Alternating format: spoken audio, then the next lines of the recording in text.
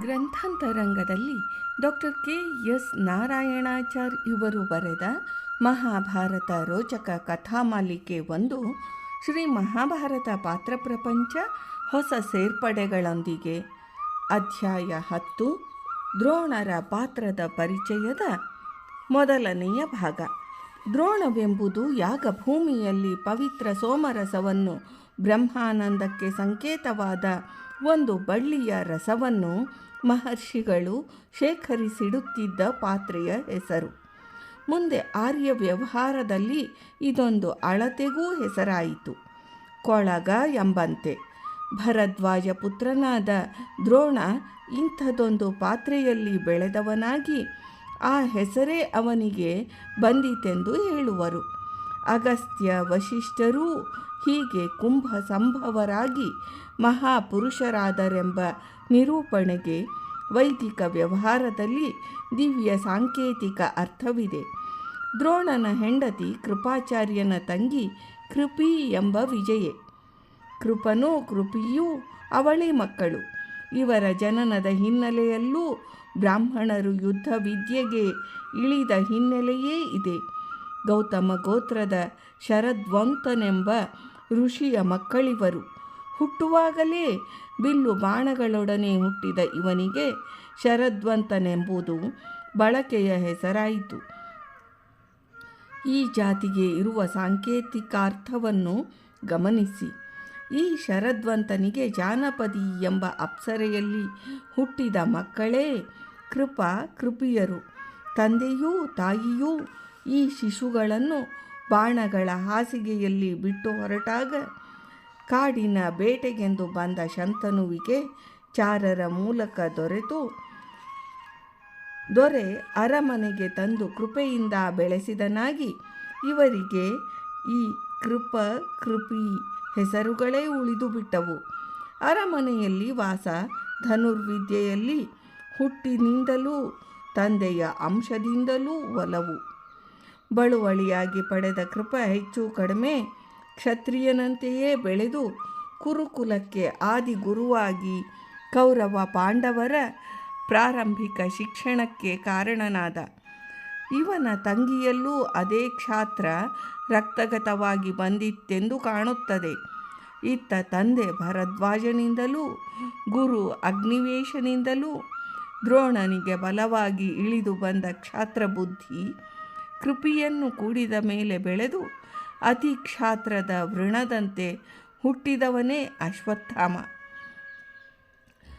ದ್ರೋಣನ ಮೃತ್ಯುವಿಗೂ ದುರಂತಕ್ಕೂ ಕಾರಣವಾಯಿತು ಅವನಿಗುಚಿತವಲ್ಲದ ಈ ಕ್ಷಾತ್ರ.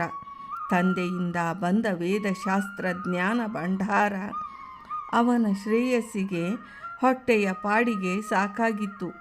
ಬ್ರಾಹ್ಮಣರು ಗೌರವದಿಂದ ಅಧ್ಯಯನಾದಿ ವೃತ್ತಿಯಲ್ಲಿ ಸುಖವಾಗಿ ಬಾಳಲು ಆ ಕಾಲದಲ್ಲಿ ಏನೂ ಅಡ್ಡಿ ಇರಲಿಲ್ಲ. ದ್ರೋಣ ದುರ್ಬ್ರಾಹ್ಮಣನೂ ಆಗಲಿಲ್ಲ. ಜಿಹ್ವಾಗ್ರೇ ಚತುರೋ ವೇದ ಕರಾಗ್ರೇ ಸಶರಂ ಧನು ಉಭಯೋ ದ್ರೋಣ ಸಾಮರ್ಥ್ಯಂ ಶಾಪಾದಪಿ ಶರಾದಪಿ ಎಂಬ ದ್ರೋಣ ಪ್ರಶಸ್ತಿಯಲ್ಲಿ ಅವನೆಂಥ ವೇದ ಪಂಡಿತನೆಂಬುದು ಪ್ರಸಿದ್ಧವಿದೆ. ಕೈಯಲ್ಲಿ ಬಾಣ ಹೂಡಿದ ಬಿಲ್ಲಿದ್ದರೂ ಬಾಯಲ್ಲಿ ನಾಲಿಗೆಯ ತುದಿಯಲ್ಲಿ 4 ವೇದಗಳೂ ಇದ್ದವು. ಶಸ್ತ್ರದಿಂದ ಶತ್ರುವು ಸಾಯದಿದ್ದರೆ ಶಾಪ ಹಾಕಿ ಸಾಯಿಸುವ ಮಂತ್ರಬಲವೂ ಅಧ್ಯಯನ ಸಿದ್ಧಿಯೂ ಅವನಿಗೆ ಆಗಿದ್ದಿತು. ಮಂತ್ರವಿದನು, ಶಾಪಾನುಗ್ರಹ ಸಮರ್ಥನೂ ವೇದ ಸೂಕ್ತಗಳ ಮರ್ಮ ಅರಿತವನೂ ಆದ ದ್ರೋಣನಿಗೆ ಯಜ್ಞಯಾಗಗಳಲ್ಲೂ ಅಧ್ಯಾಪನದಲ್ಲೂ ಆಸಕ್ತಿ ಬರಲಿಲ್ಲವೆಂದು ಕಾಣುತ್ತದೆ. ಆ ವೃತ್ತಿಗೆ ಆಗ ತುಂಬ ಗೌರವವೂ ಇದ್ದು ದ್ರೋಣನಿಗೆ ಕ್ಷತ್ರಿಯ ವಿದ್ಯೆಯಲ್ಲೇ ಹೆಚ್ಚು ಒಲವು ಬೆಳೆದುದು ವಿಪರ್ಯಾಸವೆನ್ನಬೇಕು. ಇಂದಿನ ಅಧ್ಯಯನ ಮಾಡಿದವನಿಗೆ ಮಧ್ಯಾಹ್ನಕ್ಕಿಲ್ಲ ಎಂಬ ಕಾಲ ಅದಾಗಿರಲಿಲ್ಲ.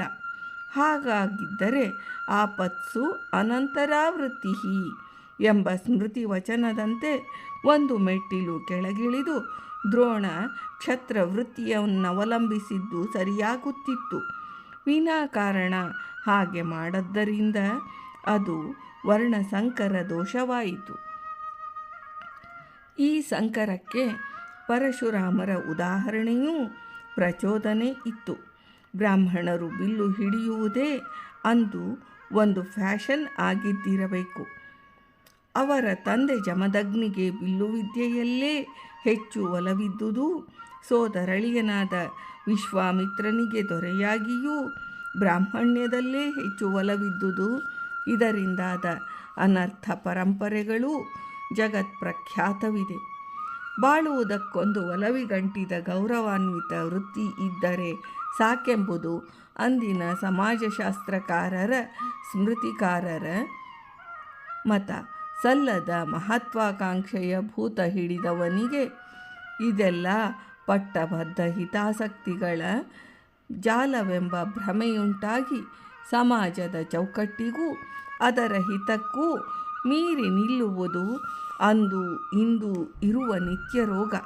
ಪರಶುರಾಮರು ಯುಗ ಪುರುಷರಾಗಿ ದುಷ್ಟ ಕ್ಷತ್ರಿಯರ ಹುಟ್ಟಡಗಿಸಬೇಕಾದ ನಿರ್ಬಂಧವನ್ನು ಕಾಲಧರ್ಮ ಅವರಿಗೆ ಕಟ್ಟಿತು. ಇದೊಂದು ಅಪವಾದ ಅಷ್ಟೇ. ಎಲ್ಲ ಬ್ರಾಹ್ಮಣರು ಕ್ಷತ್ರಿಯ ವೃತ್ತಿಗಿಳಿಯಬೇಕಾದ ನಿರ್ಬಂಧವನ್ನು ಅವಶ್ಯಕತೆಯನ್ನು ಕಾಲ ವಿಧಿಸಲಿಲ್ಲ. ಪರಶುರಾಮರ ತೇಜಸ್ಸಿಗೂ ವ್ಯಕ್ತಿತ್ವಕ್ಕೂ ಮನಸೋತ ಹಲವು ಸಾವಿರ ಬ್ರಾಹ್ಮಣ ಕುಟುಂಬಗಳು ಅವರ ದಾರಿಯನ್ನೇ ಹಿಡಿದು ಚರಿತ್ರೆಯನ್ನು ಮಾಡಿಬಿಟ್ಟವು. ಗೌರವ, ಹಣ, ಪ್ರತಿಷ್ಠೆಗಳನ್ನು ಸುಲಭವಾಗಿ ಗಿಟ್ಟಿಸುವ ಸುಲಭೋಪಾಯವಿದೆಂದು ರುಚಿ ಕಂಡವರಿಗೆ ಅಧ್ಯಯನ, ಅಧ್ಯಾಪನಗಳ ಸಾತ್ವಿಕ ಧಾರ್ಮಿಕ ವೃತ್ತಿಯಲ್ಲಿ ತೃಪ್ತಿ ಹೇಗೆ ಬರಬೇಕು?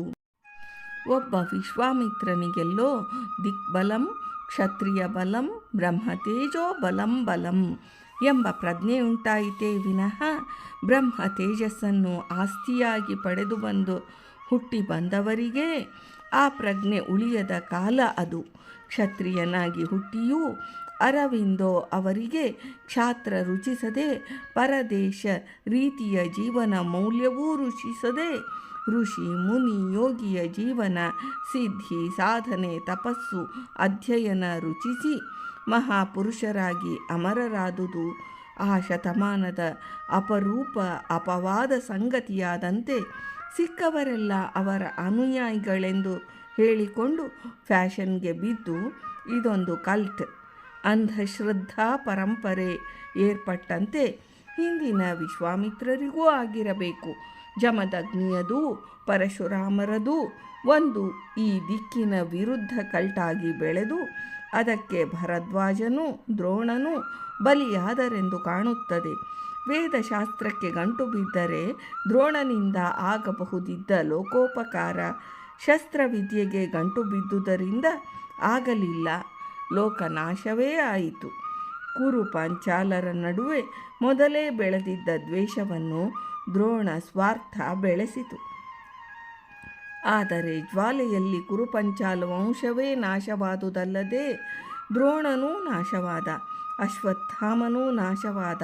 ವರ್ಣಸಂಕರ ಮಾಡುವುದೇ ಈ ಬಗೆಯ ಲೋಕನಾಶವೆಂಬುದಕ್ಕೆ ದ್ರೋಣ ಒಂದು ಜ್ವಲಂತ ಸಾಕ್ಷಿ. ಉಚ್ಚ ವ್ಯಾಸಂಗಕ್ಕೆ ದ್ರೋಣ ಪರಶುರಾಮರ ಬಳಿ ಹೋದ. ಪರಶುರಾಮರು ಆಗ ವಾಸಿಸುತ್ತಿದ್ದುದು ಗೋಮಾಂತಕವೆಂಬ ನಮ್ಮ ಗೋವೆಯಲ್ಲಿ.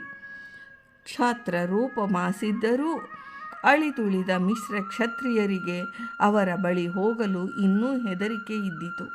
ಅವರು ಬ್ರಾಹ್ಮಣರಿಗೆ ವಿದ್ಯೆಯನ್ನು ಧಾರಾಳವಾಗಿ ಹೇಳಿಕೊಡುತ್ತಿದ್ದರು. ದ್ರೋಣ ಪರಶುರಾಮರ ಮೆಚ್ಚಿನ ಶಿಷ್ಯನಾಗಿ ಸಕಲ ಶಸ್ತ್ರಾಸ್ತ್ರ ವಿದ್ಯೆಯನ್ನು ಗುರು ಮೆಚ್ಚುವಂತೆ ಕಲಿತ.